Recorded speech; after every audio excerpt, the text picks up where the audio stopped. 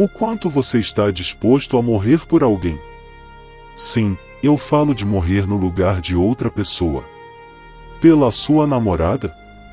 Talvez não, se não há amor suficiente.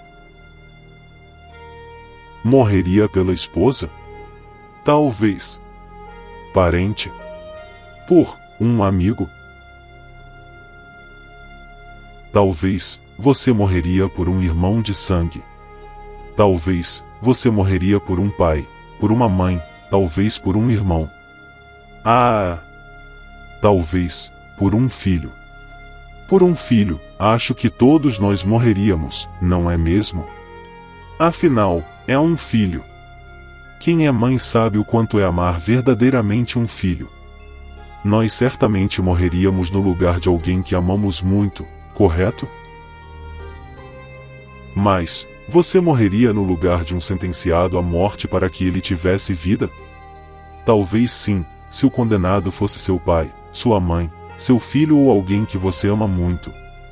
Mas, você iria amar um mentiroso, um hipócrita, um ladrão, um assassino, etc. E depois morreria por ele?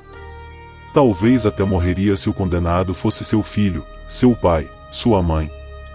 Mas, se o condenado à morte fosse o seu inimigo, você morreria? Aí é demais, né? Quem em sã consciência iria querer sofrer a pena e morrer no lugar de um inimigo? Pois então, foi isso que Cristo fez. Jesus, sendo Deus, se fez carne e morreu por todos os homens, e nessa lista inclui os mentirosos, hipócritas, ladrões, assassinos, você e eu também. Pois antes de crer, éramos todos inimigos de Deus e Ele entregou o seu Filho para morrer e receber a sentença que nós merecíamos receber. Porque Cristo, estando nós ainda fracos, morreu a seu tempo pelos ímpios. Porque apenas alguém morrerá por um justo, pois poderá ser que pelo bom alguém ouse morrer. Mas Deus prova o seu amor para conosco, em que Cristo morreu por nós, sendo nós ainda pecadores. Logo muito mais agora, tendo sido justificados pelo seu sangue, seremos por ele salvos da ira. Porque se nós, sendo inimigos, fomos reconciliados com Deus pela morte de seu Filho, muito mais, tendo sido já reconciliados, seremos salvos pela sua vida. E não somente isto, mas também nos gloriamos em Deus por nosso Senhor Jesus Cristo, pelo qual agora alcançamos a reconciliação. Romanos, capítulo 5, versos 6 ao 11. Aquele que crê no Filho tem a vida eterna, mas aquele que não crê no Filho não verá a vida, mas a ira de Deus sobre ele permanece. Evangelho de João, capítulo 3, verso 36. Não adianta falar que você não faz mal a ninguém, que você é uma pessoa boa, que não merece ser condenado, que você se sente bem assim, etc. Estas desculpas são muito comuns, porém, saiba que o pecado faz parte da nossa natureza caída desde Adão, o primeiro homem que Deus criou. Adão pecou, e desde então o pecado foi passando de geração em geração. Isso nos faz todos mentirosos, hipócritas, ladrões, assassinos, estupradores, etc. Isso mesmo. Não pense que você e eu somos melhores do que estes que eu citei. Você pode não ter cometido nenhum crime hediondo, pode ter sido um cara legal, mas o pecado está no seu DNA. No nosso DNA. E isso nos faz todos pecadores. Somos o inimigo condenado à morte que citei no início, e por amor, Cristo tomou para si o juízo reservado para nós. Nascemos já condenados desde o ventre de nossa mãe, e quando chegamos a certa idade, só mostramos os frutos do que realmente somos. Pecadores. Você nunca mentiu? Nunca desejou o mal? Nunca cobiçou uma mulher bonita?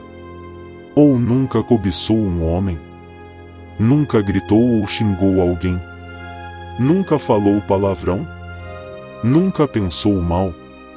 Nunca ficou nervoso no trânsito? Nunca brigou por causa de um brinquedo quando era criança?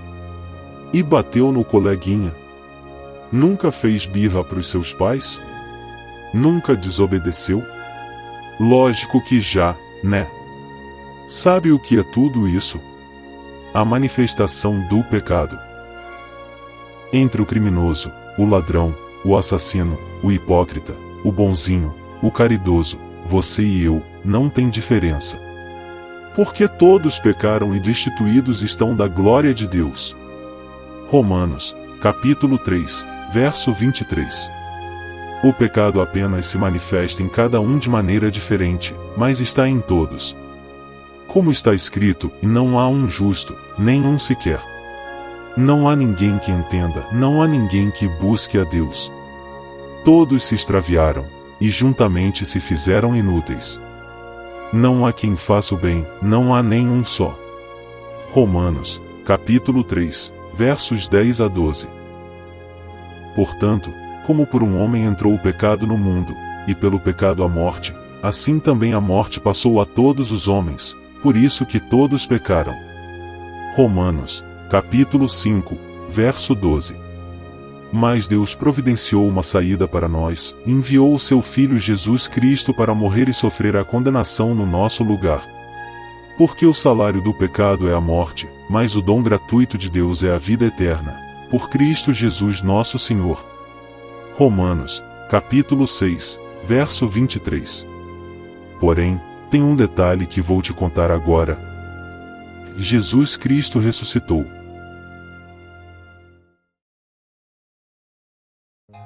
O qual por nossos pecados foi entregue e ressuscitou para nossa justificação. Romanos, capítulo 4, verso 25.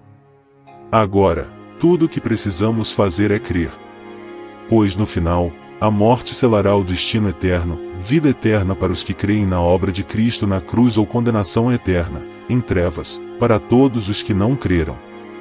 Quem crê nele, não é condenado, mas quem não crê já está condenado, porquanto não crê no nome do unigênito Filho de Deus. Evangelho de João, capítulo 3, verso 18. Deus, na pessoa de Cristo, proveu a salvação. Cabe a você aceitá-la. Lembre-se, se você ainda não creu, você é um inimigo de Deus e já está condenado. E digo mais, não há segunda chance. Os homens inventaram muitas religiões com as suas variadas doutrinas, mas devemos nos basear pela verdade, na Bíblia, a palavra de Deus. Por isso, esqueça essas doutrinas de reencarnação, purgatório, etc. Lá em Hebreus capítulo 9, verso 27, está escrito: E, como aos homens está ordenado morrerem uma vez, vindo depois disso o juízo. E esse juízo será eterno. Onde o seu bicho não morre, e o fogo nunca se apaga. Evangelho de Marcos, capítulo 9, verso 48. Você sabe se estará vivo amanhã? Estando as nuvens cheias, derramam a chuva sobre a terra, e caindo a árvore para o sul, ou para o norte, no lugar em que a árvore cair, ali ficará. Eclesiastes, capítulo 11, verso 3. De que lado você quer ficar? Cristo morreu no seu lugar, e quer te dar a salvação hoje, de graça. Creia nele agora. Amanhã pode não dar mais tempo. Do lado que você cair, ali ficará. Vida eterna com Deus, para quem crê na morte e ressurreição de seu Filho Jesus Cristo, ou condenação eterna, em trevas, longe de Deus, porque não creram na obra de Deus. Portanto, creia hoje e garanta já a sua salvação com Cristo enquanto ainda há tempo. Porque Deus amou o mundo de tal maneira que deu o seu Filho unigênito, para que todo aquele que nele crê não pereça, mas tenha vida eterna. Evangelho de João, capítulo 3, verso 16.